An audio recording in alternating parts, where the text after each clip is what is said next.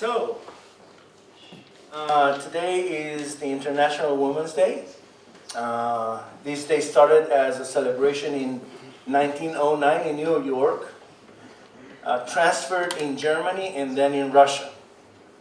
But when I say New York is not what you think, is actually, it was in the beginning was a socialist party, was a socialist celebration for women's rights, and then starting with 1977, UN said, hey, this is an interesting day to celebrate, and they made it an international day. So, but in some countries, this celebration is more like a public holiday, but in the Western world, and this is so interesting, in the Western world started, and now the Western world is, this day is almost unknown, is ignored. And I was thinking, what should we do? It's March 8th. You know, Romania was not just a socialist country, but a communist country. So for us, in our mind, it's like, you know, the Women's Day, and I thought, should we do it or not? But why not? You know, let's see what the Bible says about this. And I thought it would be a great opportunity to talk about the role of women's in our life and in society. And as Christians, we believe that women and men are created equally, right? And not just created, but redeemed equally, but with different roles, which they complete each other. The Bible says that wives can be chosen three ways of thinking, you know, now talking like a man. Two of them give terrible results and one is foolproof. So in 9 words, actually the verse that I gave you before in Hebrew is just 9 words. Very concise. In English is more than 9 words. I think it's 18 or something like that, depending on translation. But King Lemuel passed on the most important advice that he received from his mom. Actually, these are the words of his mom, not his. He's just giving us what she taught him, and he is teaching the next generation, and from generation to generation, this teaching is to us now. This is a queen's perspective about women, not a man's perspective, okay? Although sometimes I will speak like a man, but sometimes I have to talk like her because she said this, and I think she was inspired. This queen felt the weight of ruling and having a kingdom and of motherhood. She was a mother. This queen wanted the best of the best for her son. And I think it's a good idea to listen to her advice, consider it, understand it, remember it. Remember next Sunday. Remember it. And require it. Why not? And if you are a woman, just live it. I think this is the most important thing. It's an interesting proverb. Charm is deceitful and beauty is vain, but the woman who fears the Lord is to be praised. It's interesting and intriguing in the same time because has also a warning and an instruction. And I think this is also talking about family and marriage. We live in a corrupted generation interested in personal values and beauty more than living a holy life. And when I say holy, I'm thinking of what? Tell me. When I say the word holy, different or unique, or thank you, Alma, good job. Or come on, help me. So different, unique, uncommon. Sorry, dedicated. Yeah, talks about loyalty also, because you have been set apart for a special role and you are loyal, and this is why, set apart, unique, different, uncommon. Sometimes we think holy means no sin. Well, that's a consequence, but the word means this to be different. In 2019, there was a survey, and this is can you see it? I don't know, maybe it's a little bit blurred. But it was a survey done that was looking for the relationship status, single, dating perceptions, and behaviors among Generation X and Boomers. This is the title, okay? It's a long title, a big one. And I thought, oh, this is so complicated. Men and women are looking at how a new date presents themselves in the world, like qualities, values, the kind of person you are, and their physical features, then what they think about God. And what is interesting is here, you see here, the kind of a person you are, 69%, this is Gen X. Okay, now, you know what is this demographic cohort, right? It's my generation. I'm almost the last, not the last year, but so it's the differences between my generation and the generation that is older than me. So it's not about millennials, it's not about Gen Z, okay? There are two more generations in the row. But this study was about my generation and the generation that is before me. But interesting, my generation thinks that 69%, the kind of a person you are, is so important when you date. So how you present yourself. 65% for the boomers. Then you have values or priorities. In my mind, these two were almost together. So you have 55% here, Gen X, and then 62 boomers. And then, this is interesting, gets even better. Physical features, like how you look like, right? The beauty. 42%, my generation, 40%. So you see how it's raising, the bar is raising on physical, the kind of the person you are, how you look like. And here, yeah, you have career and financial stability, but you see here, physically active. You know what is it, right? Fitness. My generation, the other generation, yeah, it's 23. But if we are talking about millennials and Gen Z, this is increasing. So the way you present yourself as a person and the way you look like is, you see here, this is the religious beliefs. Religious beliefs. 19% and 22%. Why is this important? Well, I think it's important. There is another study I read that the millennials, they are, and now I'm talking more about the next generation from me, okay? The younger generation. The millennials are they are called the selfie generation.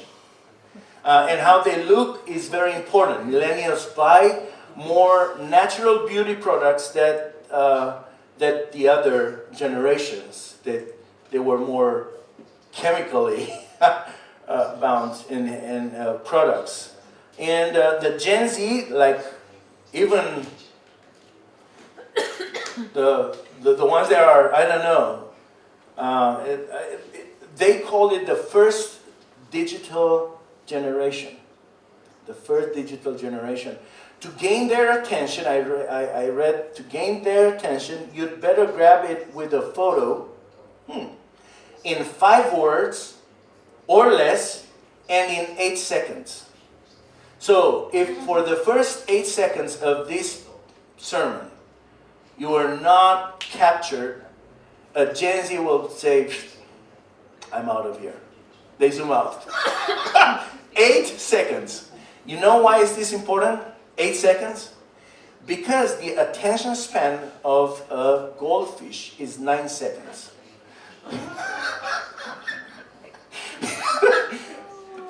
The attention span of a goldfish is 9 seconds, and this generation, the younger generation, in 8 seconds, if you didn't grab their attention with a photo or 5 words, you are done. They don't listen to you. So, you look here and things are not getting better. Actually, things are getting worse. Why I'm saying this? Because Gen Z has already broken the gender barriers. For them, they see gender, and you know this, as fluid, right? It's nothing set in stone, it's fluid. And interesting, when we talk about makeup, the new generation now uses men, not women, for commercials.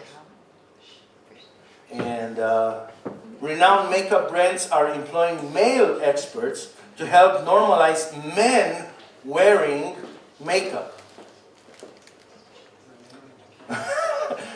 For us, the dinosaurs, this is like, what are you talking about? Makeup? We live in a world that is more and more interested in how friendly a person is, or how that person looks like or is physically attractive. Is it right or not? What do you think? I mean, we live in the same world.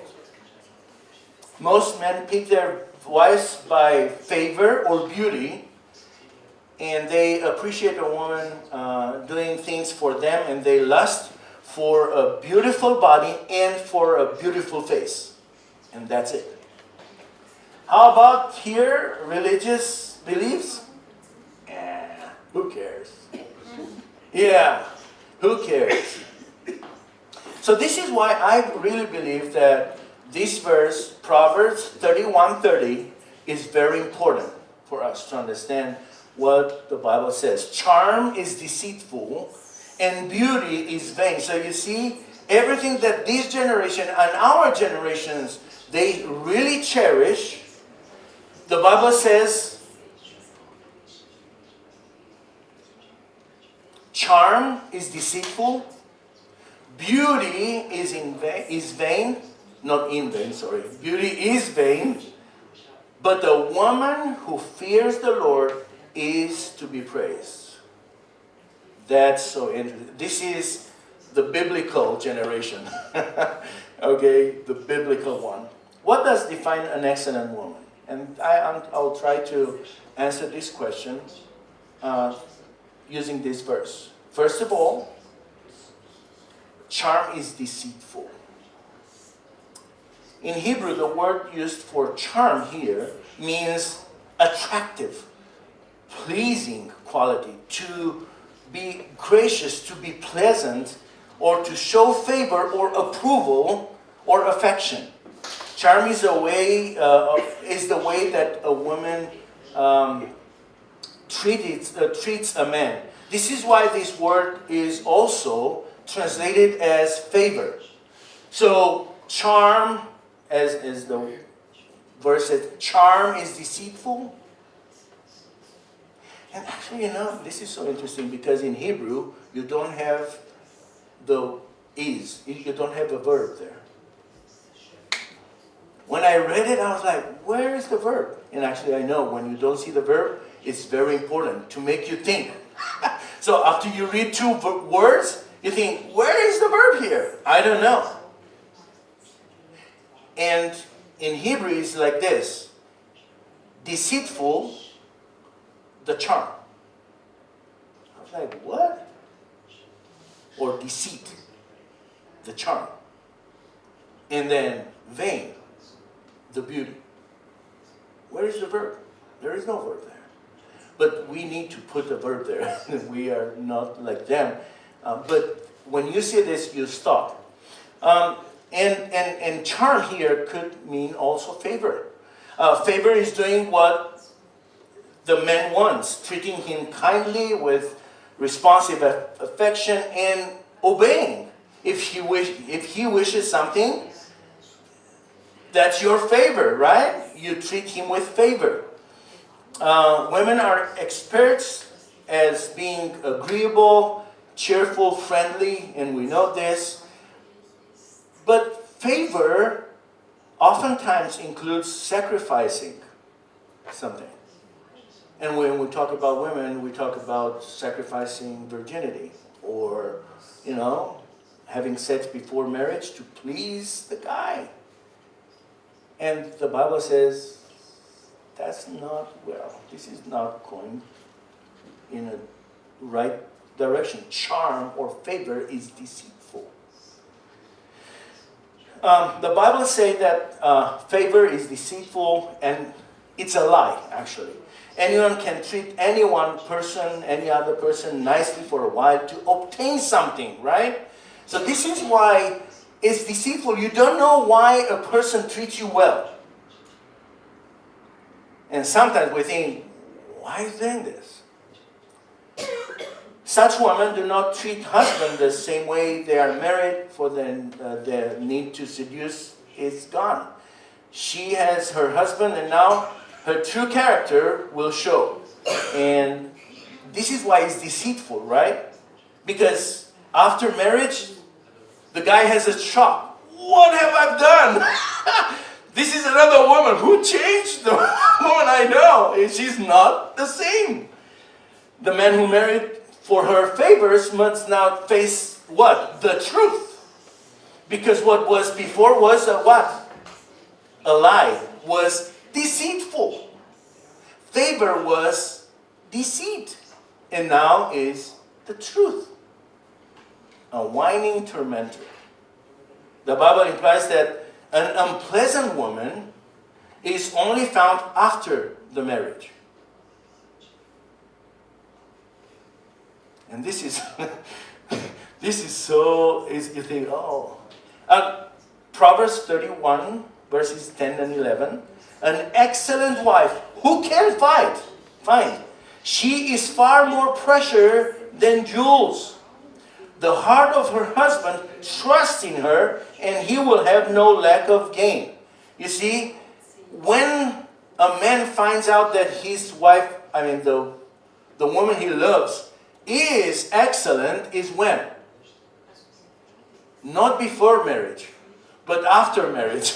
After they are a couple, they are a family.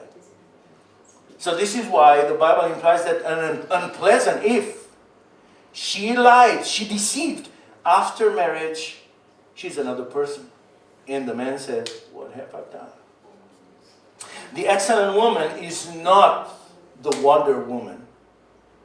Well, if you don't watch movies, then you don't know what Wonder Woman is. But she's a normal person, okay? This is what I want to emphasize. She's a normal person, but her secret is not in charm. Is not in a deceitful way to present herself. Is not in her friendliness. She does not win people around because to the favor she shows, but because of something else. Or maybe I say someone else. And the last part of the verse says, who? The fear of the Lord makes her like this. So who is doing a dramatic change in a woman's heart is the Lord. When marital difficulties arise and her husband is foolish, treating him just with charm is not enough, because he will be foolish all along. So, and this is why, and by the way, who talks here, the person talking here is a woman. It's not a man. Okay? And that's an interesting perspective. Charm is deceitful. If what defines a woman is a charm, then this woman is deceitful. The word used here in Hebrew means lie. So deceitful is lie, something false, something that is not real. So she built something that is not real, and now comes the real, who she is for real. It is like creating a fantastic world, and then that fairy tale disappears, and now you have the truth. This is what the verse says. Charm is deceitful. But it does not mean that an excellent woman is never gracious, pleasant, and she always lacked affection. So this is an excellent woman. No, no, no. She is pleasant, she's gracious, she's effective. But the reason she's like this is because of her fear of the Lord. And that remains. So it's before marriage and then in the marriage. She's the same. And then the second part of the verse says, and beauty is vain. Beauty, so charm is deceitful. Beauty is vain. Well, it's not in vain, but it's vain. That's a mistake there. When the text talks about beauty, it talks about the physical attractiveness of a woman. As men, we desire beautiful women because God created us to be visually stimulated. And I'm not telling you something that you don't know. God also designed every feature of a woman to attract men's eye. I mean, God created Eve, not Adam. So,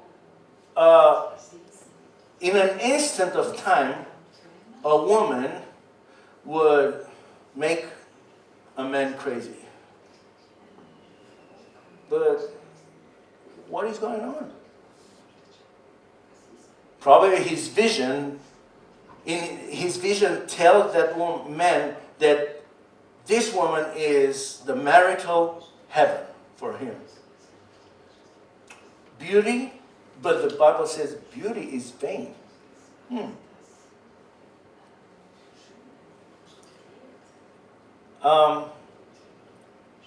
A perfect body may house a deformed soul. Perfect body,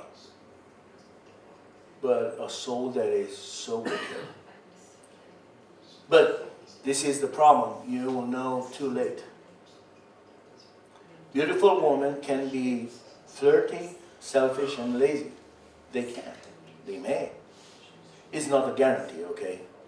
Beauty also fades with time, alters with sickness, and then, after a while, disappears with age.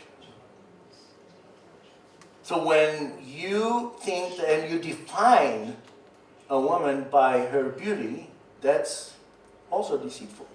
And it's vain. What will hold the marriage together when the beauty queen, Miss Austria, or whatever, weighs 100 kilos? Nothing. But, you know what? Tell me.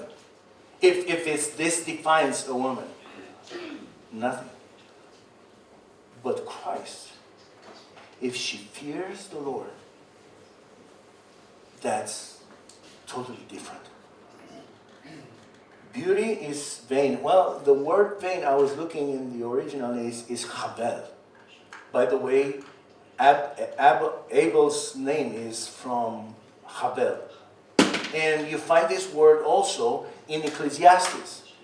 Because in Ecclesiastes, always Solomon says vanity of vanities, the same word. So, Proverbs 11:22. And maybe you know this verse. You've heard it. And everybody laughs. And I'm like, this is so interesting. Like a gold ring in a pig's snout is a beautiful woman without discretion. I didn't say it, but it's in the Bible. A beautiful woman without character, this is the meaning. A beautiful woman without character is like a gold ring in a pig's nose. You don't find a hairy, dirty pig attractive just because of the gold ring. Just because of that gold ring. But sometimes we find a beautiful woman attractive and her character is hairy and dirty. But the beauty is just the gold ring. You understand? So the Bible is talks so much about this. What do you think about this verse? it is said that an excellent woman must be ugly. In order to be a biblical excellent woman, that woman must to be ugly, right? No. No. By all means, but it may imply that if you marry with an ugly woman and she's also without character, then you married even getting any gold. So in that situation you have a little bit of gold, but here, if she's ugly and without character, of course we want our wives to look great. And I know for sure that all the women want to look great. And of course everybody appreciates a beautiful woman because, even Jesus is taking pains to beautify his bride. Ephesians. So the problem is when beauty defines a woman and not Christ. Okay, so what does define an excellent woman? Charm is deceitful. Beauty is vain. And then what the text says is a God-fearing woman is actually the solution for the other two. And hopefully you know how to be friendly, and hopefully you care about your beauty. But also, number one, and not here, where is that? Let's go back to this. This would be 100% here. And then the other ones, yeah, sure. Fitness, yeah, why not? But if not, friendliness, yeah, why not?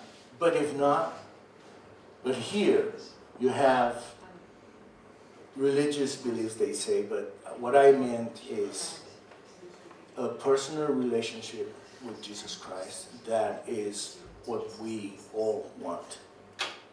This is the conclusion and a summary of the verses above verse 30. Verse 30 is the second before the last verse of the book of Proverbs. Actually, after this, there is another verse and done. So it's very important because it's almost at the end of the book of Proverbs. A hinge between the book of Proverbs and the book of Ecclesiastes. Both of them talking about the fear of the Lord. The conclusion is the fear of the Lord is the beginning of the wisdom, or other translations say knowledge, but wisdom I think is better than knowledge. And I need someone to read verses from 10 to verse 29 until verse 30. And I want to ask Elaine to do this because of her age and because she's like a mother. I mean, you have three, they're not kids anymore. No. But let's hear how a mother would say, would give advice to her son. Okay. So, It's verse 10? yeah, 10 to 29. Okay. Who can find a virtuous woman? For her price is far above rubies. The heart of her husband doth safely trust in her, so that he shall have no need of spoil. She will do him good and not evil all the days of her life. She seeketh wool and flax and worketh willingly with her hands. She is like the merchant's ships. She bringeth her food from afar. She riseth also while it is yet night, and giveth food to her household, and a portion to her maidens. She considers a field, buyeth it. With the fruit of her hands she plants a vineyard. She girds her loins with strength, and strengtheneth her arms. She perceiveth that her merchandise is good. Her lamp goeth not out by night. She layeth her hands to the spindle, and her hands hold the distaff. She stretcheth out her hand to the poor, yea, she reacheth forth her hands to the needy.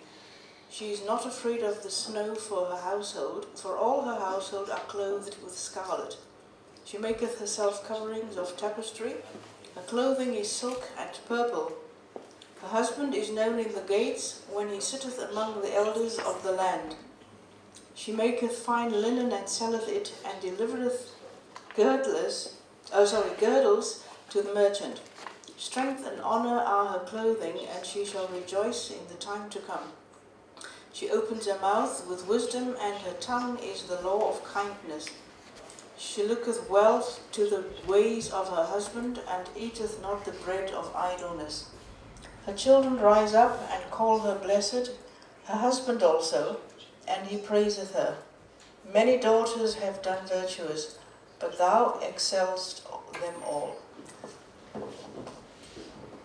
So you've heard a mother talking with her son. This is her advice. It's not a man talking here. And King Lemuel, he did well in his life because he was attentive and he was listening to his mother. This is a conclusion, okay? The fear of the Lord is what we are looking. The fear of the Lord is actually a fervent and reverent desire to please God. It's not like, ooh, I'm afraid. No. I love him. And I revere him. He is the most important person in my life. And you know what? I will hate everything that displeases him. This is fear of the Lord. There are two verses. I would like to read two verses. Proverbs 8:13. Proverbs 8:13. It's a good verse. The fear of the Lord is hatred of evil. I'll say it again. The fear of the Lord is hatred of evil. Pride and arrogance and the way of evil and perverted speech I hate. Why? Because I fear God. Okay, makes sense? And then Ecclesiastes 12:13. Ecclesiastes 12:13. Another verse talking about the fear of God. The end of the matter. All has been heard. Fear God and keep his commandments, for this is the whole duty of man. Fear the Lord, and it's enough. So, how do we have an excellent woman? By charm, by friendliness. No. She's not defined by this. By beauty. No, not even. But by fearing God. It is more like attending church. When you fear God, it's more like attending church. There are so many churchgoers, they don't fear God. It's not a guarantee. The excellent woman believes the Bible and fully, and she wants to obey it in every area of her life. And if the Bible says this, that woman will do it. This is a God-fearing woman. And I want to challenge you to consider this carefully. She serves her husband in all aspects, but she's doing this because of God. She loves her husband because of God, because she loves God. And this is not what just the Proverbs in Solomon and Lemuel says, but also you find it in the New Testament. Just read letters, both letters of Peter in the New Testament. Peter is so precise when he says the same thing. When the flames of romantic and beauty attraction are down, what motivates an excellent wife? What motivates her? The fear of the Lord, the fear of God. This is why a man will look for a woman not in bars, right, but in the church. And even she isn't in the church, to look with a biblical eye to see what is going on there. Do I see fear of God? In conclusion, I would like to add this. At all costs, do not be that woman emphasizing her favors and her beauty to attract. At all costs, men do not get near any women emphasizing favors or beauty. Christian women do not want to be like such a praiseworthy, and I don't know. They want to be God-fearing. And this is what everybody wants.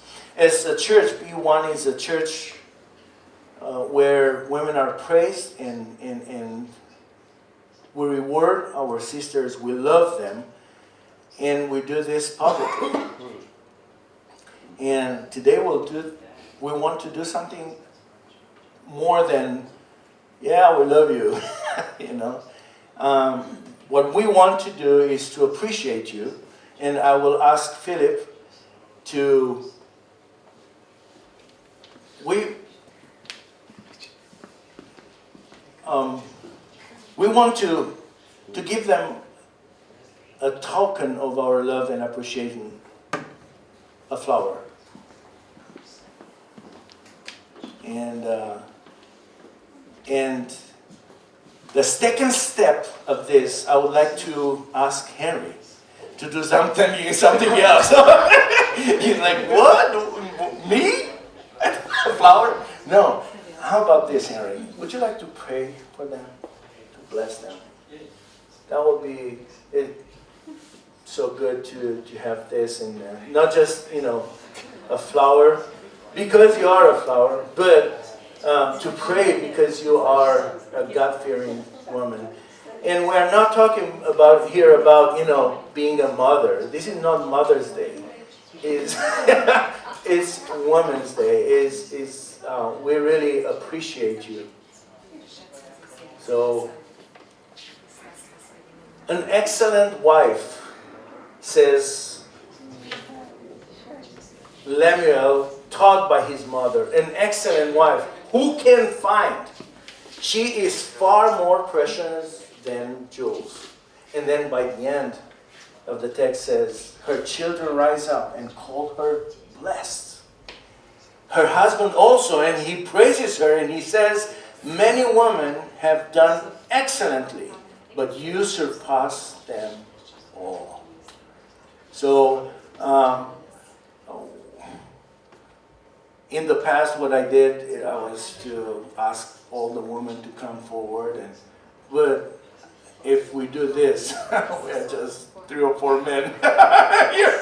I don't want to do that today, okay? But we want to tell you that we really appreciate you. So let's all stand. And Henry, would you like to come here? I will give you my microphone and I'll hold it for you. Oh God, we thank you for the woman you have given us. We thank you for their patience and their time, and we thank you also that they fear you. As we have learned today, that is the most important asset, and they are more valuable than rubies or gold or diamonds.